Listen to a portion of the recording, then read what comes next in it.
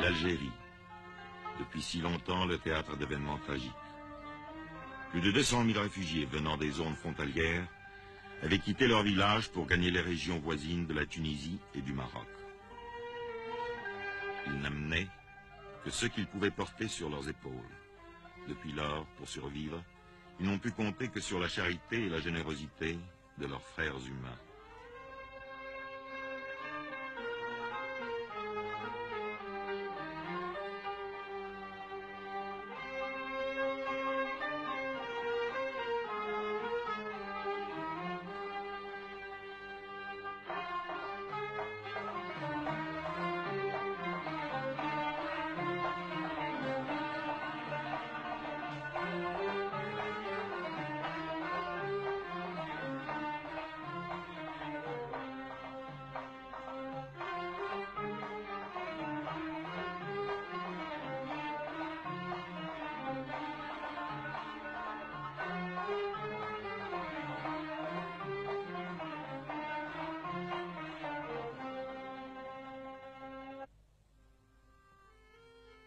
Dans tout l'islam, la religion et un même mode de vie unit les croyants. Pour le peuple musulman, une parole du prophète exprime le sentiment de leur solidarité. L'homme est à l'homme comme la pierre est à la pierre qui donne à l'autre et reçoit de l'autre la force qui fait la solidité de l'édifice. Lorsque venant d'Algérie les réfugiés arrivèrent, ils n'eurent rien à demander. La population locale partagea son pain avec eux. On les reçut comme des voisins chez des voisins.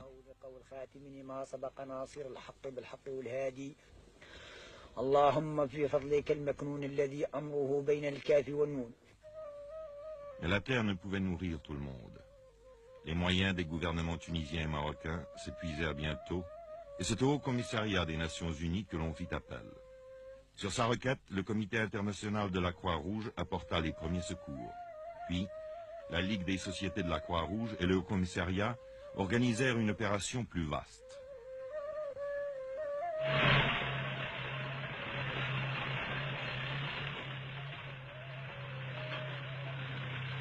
Dès lors, depuis 1959, l'aide aux réfugiés en Tunisie et au Maroc se fit principalement selon ce programme.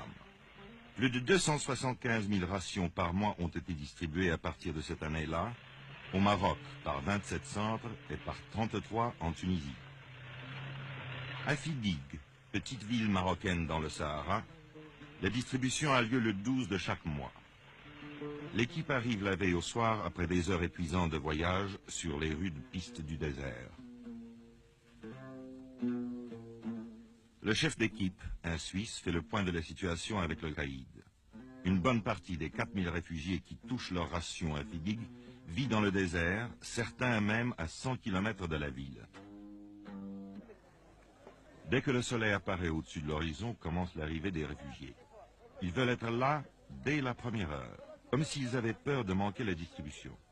Dans certains grands centres où la distribution dure 2 ou 3 jours, les gens font la queue pendant tout ce temps-là, mangeant et dormant en plein air. Quand l'équipe arrive au lieu de la distribution, elle s'entoure d'une clôture de barils vides.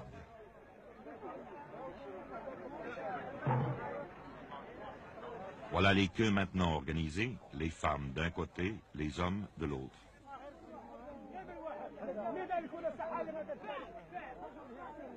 Ils observent très attentivement les préparatifs. Les rations sont-elles toutes les mêmes? Ne manquera-t-il rien? Mais l'atmosphère générale est plutôt à la bonne humeur, même si parfois il faut intervenir pour prier quelqu'un de reprendre sa place dans le rang. Les vieux sont assis en cercle au milieu. Dans toutes les communautés musulmanes, les plus vieux chefs de famille sont entourés d'un grand respect. C'est pourquoi on leur laisse la priorité.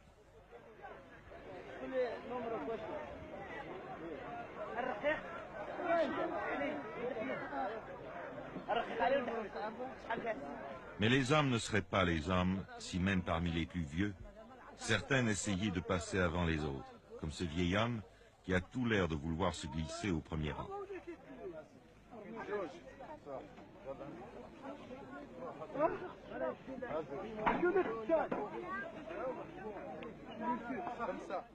Chaque membre de la famille touche 120 grammes de savon.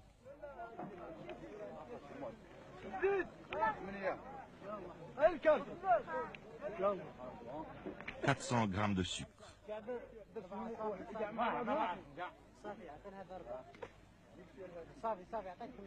400 grammes d'huile comestible, en fait la seule matière grasse utilisée dans la cuisine arabe. Les quarts de ration sont chaque fois soigneusement pointés. Les vieux servis, vient le tour des autres.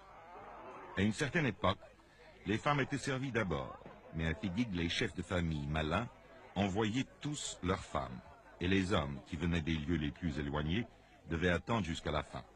Aujourd'hui, 10 hommes passent après 10 femmes. Remarquez, les femmes sont toujours les clientes les plus difficiles. Une hésitation de la part d'un homme du Croissant Rouge suffit à leur délier la langue.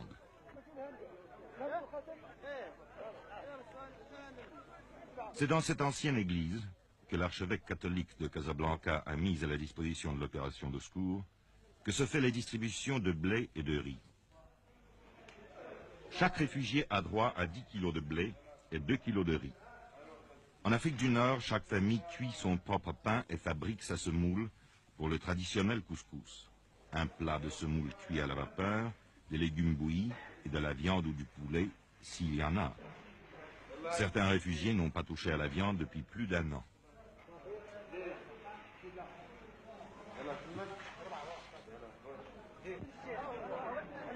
Autour de l'église, les enfants pauvres du pays viennent glaner les grains tombés.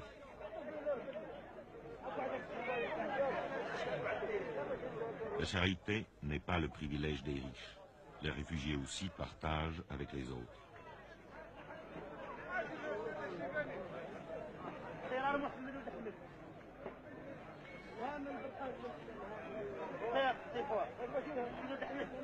En moins de 2 heures, la distribution est faite. Certaines familles disposent en commun d'un moyen de transport mécanique. Mais la plupart repartent avec leur âne chargé de provisions mensuelles.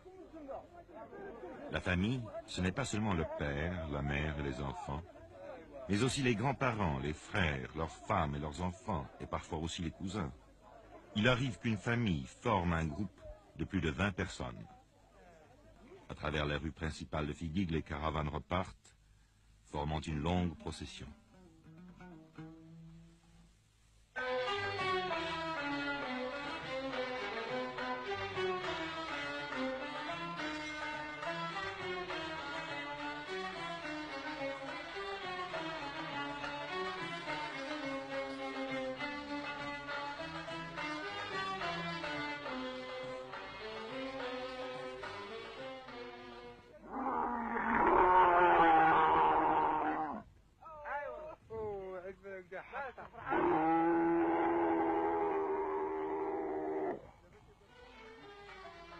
Une fois par mois, les chefs de caravanes bédouins, eux-mêmes réfugiés, ont encore des marchandises à transporter, les rations destinées à leur tribu en exil.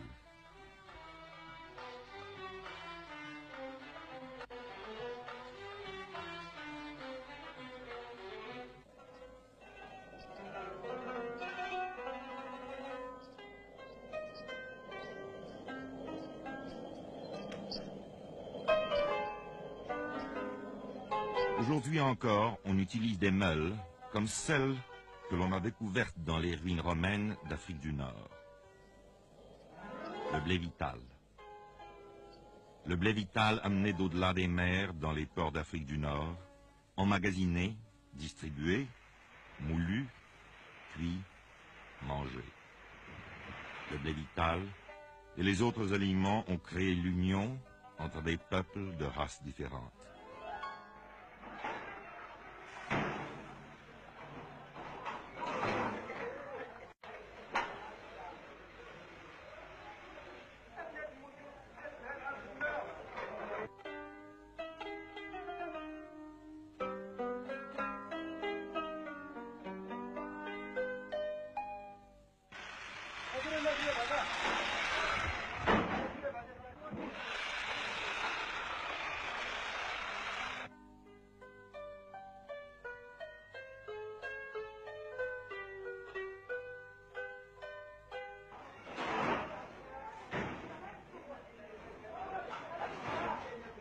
l'homme est à l'homme, comme la pierre est à la pierre qui donne à l'autre et reçoit de l'autre la force qui fait l'édifice.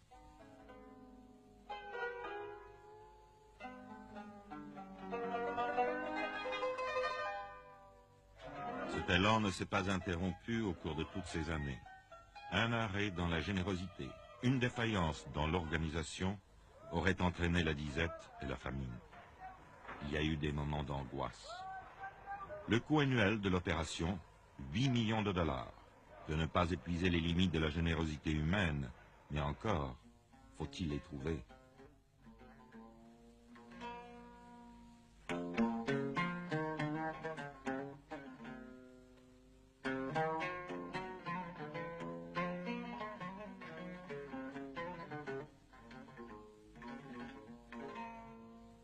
On est parvenu à fournir à chaque réfugié 1540 calories par jour. Cela signifie que la nourriture doit être préparée avec la plus grande économie pour que les derniers jours du mois, la famille n'ait pas faim.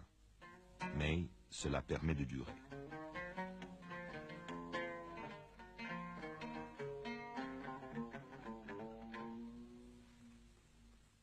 Dans les montagnes, les réfugiés construisent eux-mêmes des gourbis. Un toit de feuilles sur un châssis de branches, le tout posé sur un mur circulaire, fait de boue ou de pierre, un trou servant d'entrée. Dans les plaines et le désert, les réfugiés vivent sous les tentes qu'ils ont généralement construites eux-mêmes dans le style traditionnel.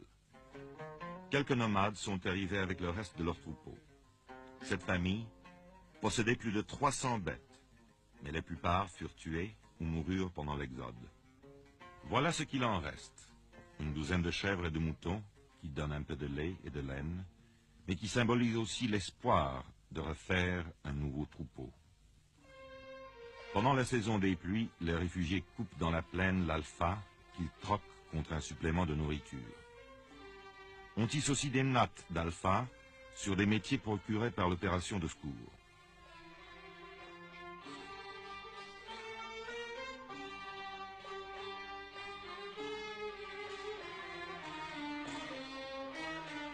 Ces nattes servent à réparer les tentes ou bien sont vendues sur les marchés locaux.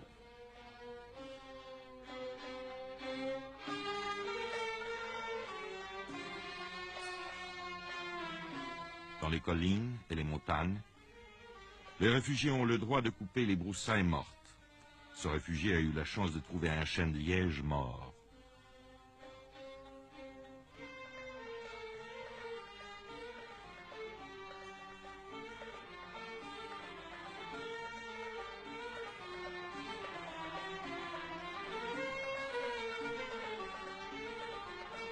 Il y en a assez pour en vendre une partie sur le marché de la ville la plus proche. Les gens de la ville ont toujours l'utilisation des broussailles.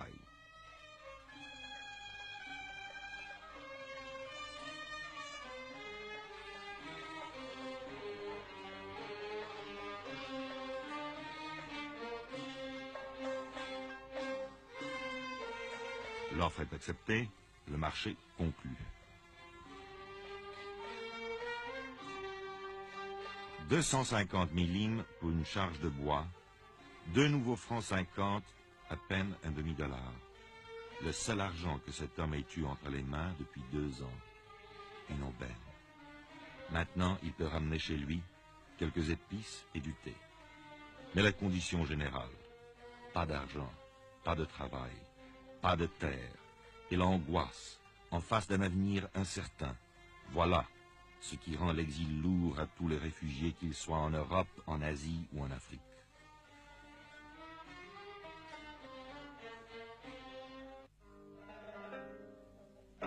Les réfugiés dépendent entièrement du secours international. Dans ces conditions, un régime de 1540 calories par jour est souvent tout ce qu'on peut leur donner. Et 1540 calories ne suffisent pas aux enfants en pleine croissance. Or, les enfants constituent plus de 50% des réfugiés.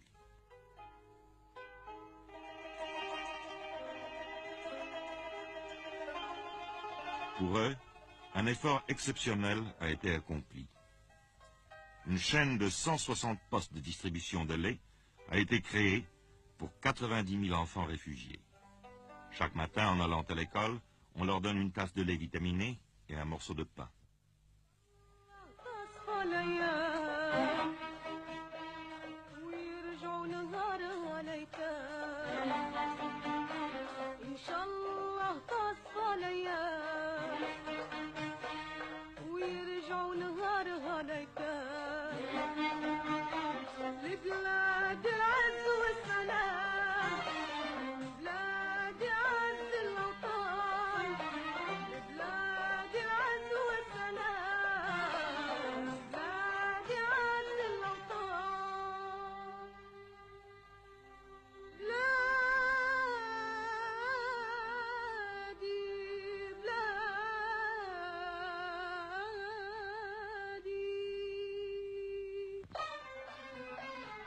Aujourd'hui, les enfants réfugiés sont pleins de vigueur et de santé. C'est joyeusement qu'avant de se rendre à l'école, ils passent au centre de distribution. Les autorités tunisiennes et marocaines ont permis l'accès de leurs établissements scolaires à tous les enfants réfugiés. Mais, dans certains cas, il a fallu avoir recours à l'aide internationale pour améliorer les possibilités dans ce domaine.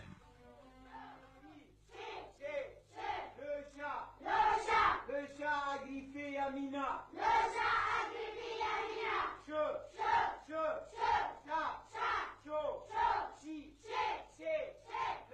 Il y a tant d'élèves que les cours sont donnés en 2 équipes.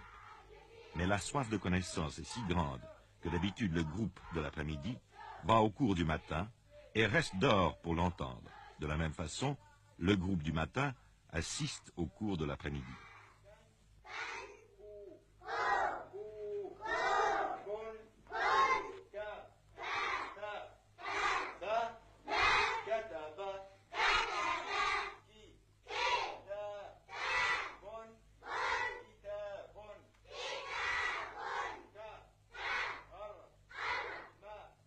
Les classes finies, pendant leurs heures de liberté, les enfants s'occupent à de petits travaux ménagers. Par exemple, ils vont puiser de l'eau.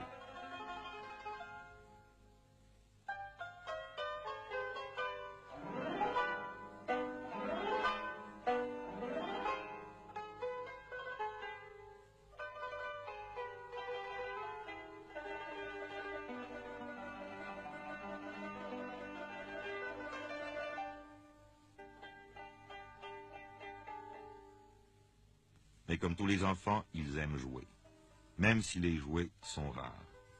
Voici un jeu que connaissent tous les enfants du monde. Il n'est besoin que de quelques cailloux qu'on jette en l'air pour les rattraper adroitement sur le dos de la main.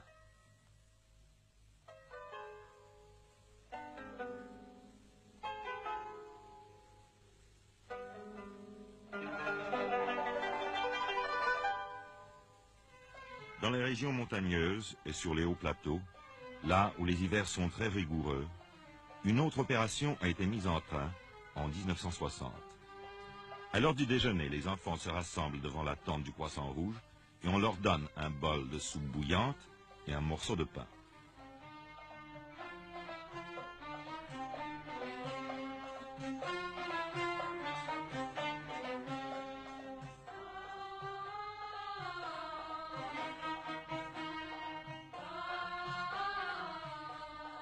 Deux fois par semaine, on ajoute de la viande.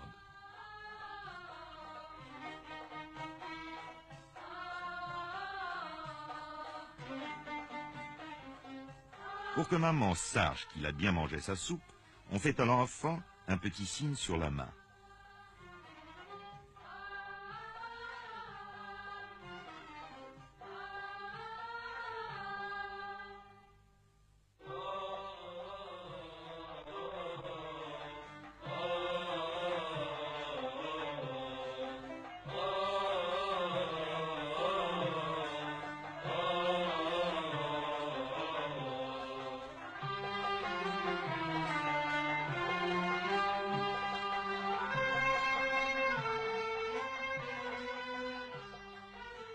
Avec tant de réfugiés disséminés sur des centaines de kilomètres, il a fallu mettre sur pied un service spécial de santé. Des médecins font des tournées régulières. Les maladies les plus courantes sont le trachome, le paludisme et la tuberculose. Leur fréquence aujourd'hui a été ramenée à des proportions normales pour la région. Mais c'est là une longue bataille menée, qui fait partie de l'effort nécessaire pour élever le niveau de vie général.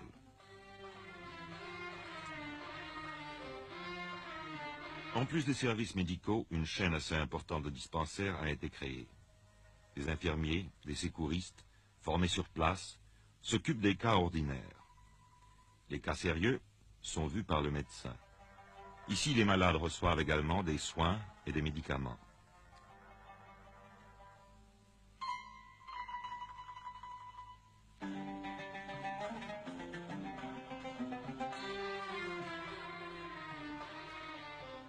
Ce service sanitaire est très apprécié par les réfugiés. Dans certains centres, on soigne journellement de 3 à 400 patients.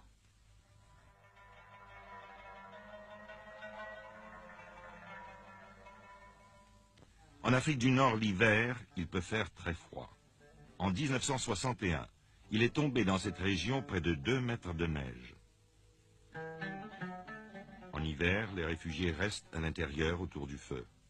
On leur a distribué des dizaines de milliers de couvertures et des centaines de tonnes de vêtements usagés.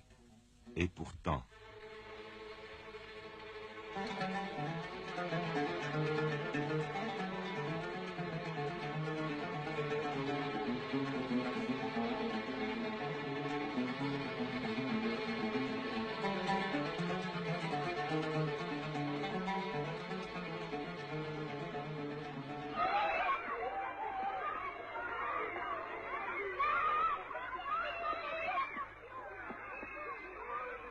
Une fois par an, on donne aux enfants une kashabia. Il s'agit d'un vêtement à capuche qui les tiendra bien au chaud.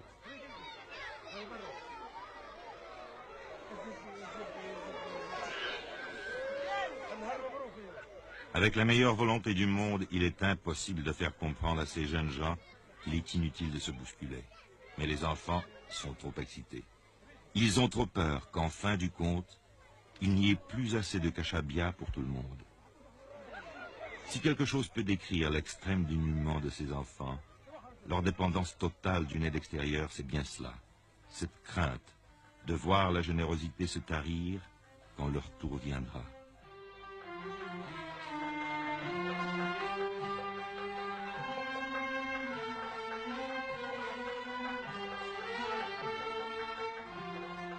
Myriam et son petit frère pleuraient à chaudes larmes pendant que les autres s'en allaient avec leur merveilleuse kashabia. Ils étaient les derniers. Mais il en reste encore. Pour lui, pour elle. Et maintenant, on sourit presque.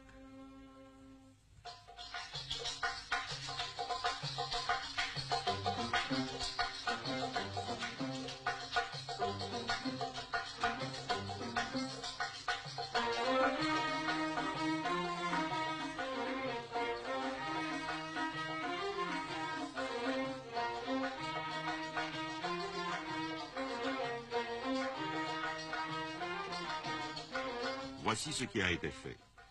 Chaque mois régulièrement, on distribue plus d'1 quart de million de rations, chaque jour du pain et du lait pour 90 000 enfants. Dans certaines régions, on a construit des cantines, on a distribué des habits neufs, des couvertures, des tentes. On a bâti des écoles et monté un service sanitaire moderne. Cette opération a obtenu l'appui de 65 nations, grâce aux sociétés de la Croix-Rouge et du Croissant Rouge, de Lion et Soleil Rouge, aux agences bénévoles, aux contributions financières des gouvernements, des groupes privés ou de particuliers. D'un bout de l'année à l'autre, les dons venus du dehors sont rassemblés et les vêtements triés selon les tailles et les âges. Les sacs usagés qui ont servi au transport de la farine sont transformés en chemises et en vêtements. Ce travail est accompli par des jeunes filles réfugiées dans un centre d'apprentissage du Croissant Rouge d'Oujda au Maroc. Le cours est très attentivement suivi par ces adolescentes. زيدي هكذاك نغديري 5 ديري 4 بالرز. le retour au pays natal, est le seul avenir pour ces jeunes enfants et leurs parents. Les réfugiés ont été reçus comme des voisins chez des voisins par les peuples de la Tunisie et du Maroc. C'est la communauté internationale qui les aide. Mais leur véritable vie n'est pas ici, où ils ne peuvent ni travailler ni s'implanter. Et tous, du reste, désirent retourner chez eux dès que cela sera possible. Ils ont traversé une longue période de découragement, d'incertitude et d'attente, tant qu'il ne s'agissait pour eux que de survivre, et c'est grâce à l'aide internationale qu'ils ont survécu. Cette aide internationale leur a aussi permis d'envisager l'avenir avec confiance, car ils savaient qu'ils n'étaient pas abandonnés. Aujourd'hui, le retour au pays natal approchant, de nouvelles questions, de nouvelles difficultés leur apparaissent. Car le pays où ils retourneront aura été abandonné pendant des années. Les puits seront écroulés, les maisons auront été détruites, la terre sera retournée en friche. Pour tout le monde, y compris les enfants, ce sera une épreuve. Il faudra donc continuer l'aide internationale jusqu'au moment de leur retour, afin qu'ils demeurent en bonne santé physique et morale pour aborder la période où ils devront entreprendre de reconstruire leur vie. L'aide internationale devra faciliter le passage de la vie oisive du réfugié au devoir sévère qu'exige la participation de chacun en tant que membre d'une communauté vivante. Un troubadour chante l'avenir à des enfants rassemblés. Ceux qui vous ont donné, dit-il, l'ont fait avec joie. En retour, vous leur donnerez votre gratitude. Vous vous efforcerez d'oublier les temps amers et de faire en sorte que la compréhension puisse régner entre les peuples.